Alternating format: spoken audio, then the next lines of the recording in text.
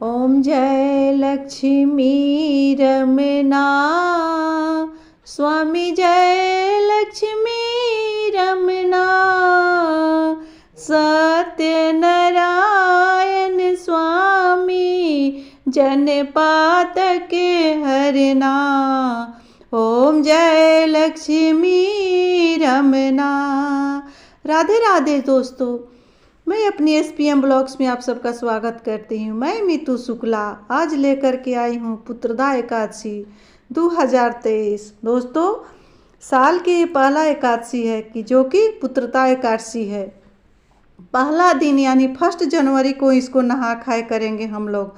त्रिदिवसीय एकादशी व्रत का जो हम लोग उपवास करेंगे सोमवार को करेंगे यानी 2 जनवरी को, और पारण करेंगे 3 जनवरी को मंगलवार को। दोस्तों, ये पारण का जो विधि है वो सुबह 8 बजे के पहले ही हम लोग पारण कर लेंगे। और पारण का विधि यह है कि पारण 8 बजे से पहले करेंगे। जो कुमार बाछी है, जो बच्चा नहीं दी रहती है गाय, उसका हम लोग बाछी का गोबर से पारण करेंगे उस दिन। और पारण करने के पहले थोड़ा सा भी कुछ उसमें से सीधा निकाल लेंगे। अपने जो कुछ भी बनाएंगे उसमें से सीधा दे देंगे, पंडित को दान कर देंगे, भूखों को भोजन करा देंगे। उसके बाद गौग्रास निकाल लेंगे। उसके बाद हम लोग पारण करेंगे, जो कि पारण 8 बजे के पहले पहले ही इसका पारण कर लेना है।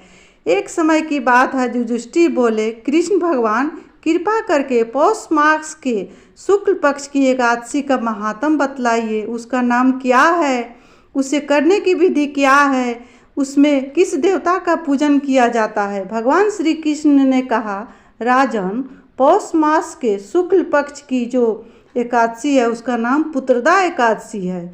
पुत्रदा एकादशी को नारियल, सुपारी, बिजौरा, नींबू, जमीरा नींबू, अनार, सुंदर आंवला, लौंग, बेर तथा विशेषतः आम के फलों से देवेश्वर श्री हरि की पूजा करनी चाहिए। इसी प्रकार धूप दीप से भी भगवान की अर्चना करें। पुत्रदा एकादशी को विशेष रूप से दीप दान करने का विधान है। रात को वैष्णव पुरुषों के साथ जागरण करना चाहिए। जागरण करने वालों को जिस फल की प्राप्ति होती है वो हजारों वर्ष तक तपस्या करने से भी नहीं मिलता। यह सब पापों को हरने वाली उत्तम तिथि है। चराचर जगत सहित समस्त त्रिलोकी में इससे बढ़कर दूसरी कोई तिथि नहीं है। समस्त कामनाओं तथा सिद्धियों के दाता भगवान नारायण इस तिथि के अधिदेवता हैं। पूर्व काल की बात है, भद्रावती पुरी में राजा सुकेतु नाम राजा राज करते थे। उनकी रानी का नाम चंपा था। राजा को बहुत समय तक कोई पुत्र नहीं प्राप्त हुआ, इसलिए दोनों पति पत्नी सदा चिंता और शोक में डूबे रहते थे। राजा के पितृ उनके दिए हुए जल को शोकाक्षुक से गर्म करके पीते थे। रोते थे कि इसके बाद मुझे कौन पानी देंगे। राजा के बाद और कोई ऐसा नहीं दिखाई देता जो हम लोगों का तर्पण करेगा। यह सोच सोच कर पितर दुखी रहते थे और रोते थे।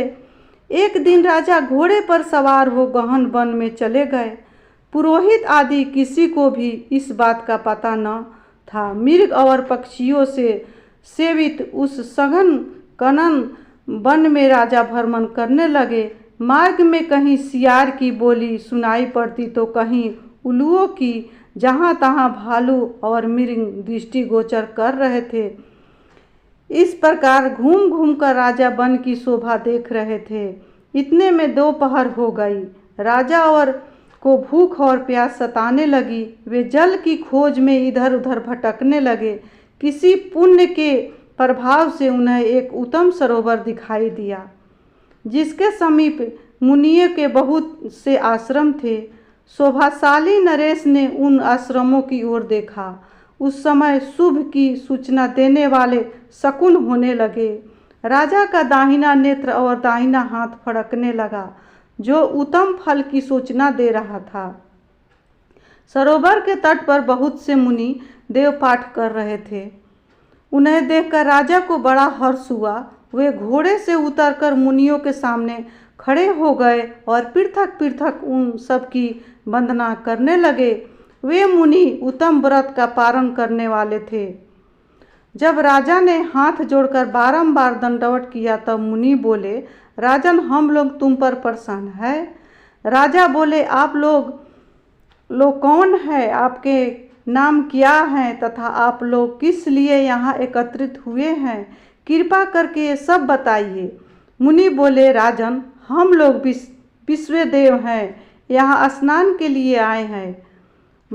माघ मास निकट आया है। आज से 5वें दिन बाद माघ मास का स्नान आरंभ हो जाएगा। आज ही पुत्रदा नाम की एकादशी है, जो व्रत करने वाले मनुष्यों को पुत्र देती है। राजा ने कहा, विशेष देवगण, यदि आप लोग प्रसन्न हैं तो मुझे पुत्र दीजिए। मुनि बोले, राजन, आज पुत्रदा नाम की एकादशी है, इसका व्रत बहुत विख्यात है। तुम आज इस उत्तम व्रत का पालन करो। महाराज, भगवान केशव के प्रसाद से तुम्हें पुत्र अवश्य प्राप्त होगा। भगवान श्री कृष्ण कहते हैं, युधिष्ठिर, इस प्रकार का उन मुनियों के कहने से राजा ने उत्तम व्रत का पालन किया। महर्षियों के उपदेश के अनुसार विधि पूर्वक पुत्रदा एकादशी का अनुष्ठान किया। फिर द्वाष्टि को पारण करके मुनियों के चरणों में बारंबार मस्तक झुकाकर राजा अपने घर आए। तदनंतर रानी ने गर्भाधारण किया। प्रसव काल आने पर पुण्य कर्मा राजा को तेजस्वी पुत्र प्राप्त हुआ, जिसने अपने गुणों से पिता को संतुष्ट कर दिया। वह प्रजा का पालक हुआ। इसलिए राजन, पुत्रदा का उत्तम व्रत अवश्य करना चाहिए। मैंने लोगों के हित के लिए तुम्हारे सामने इसका वर्णन किया है। जो मनुष्य एकाग्रचित होकर पुत्रदा एकादशी का व्रत करते हैं, यह इस लोक में पुत्र पाकर मृत्यु के पश्चात स्वर्गगामी होते हैं। इस महात्म को पढ़ने और सुनने से अग्निहोत्र यज्ञ का फल मिलता है। जो मनुष्य इस कथा को सुनते हैं, ये कहते हैं, उनको स्वर्ग की प्राप्ति होती है, सब प्रकार की सुख सुविधा मिलती है। जिनको पुत्र नहीं है उनको पुत्र मिलते हैं। जिनको पुत्र है उनका पुत्र दीर्घायु होता है, उन्नति की ओर अक्सर करता है। दोस्तों, मैंने आज आप लोगों के सामने पौष शुक्ल पक्ष पुत्रदा एकादशी का व्रत रखी हूँ। दोस्तों, ये मेरा जो कथा अच्छा लगा होगा तो मेरे वीडियो को आप लोग लाइक करेंगे, शेयर करेंगे, सब्सक्राइब करेंगे। मिलती हूँ अगले वीडियो में, तब तक के लिए इतना ही। ओम श्री नमः भगवते वासुदेवाय नमो नमः।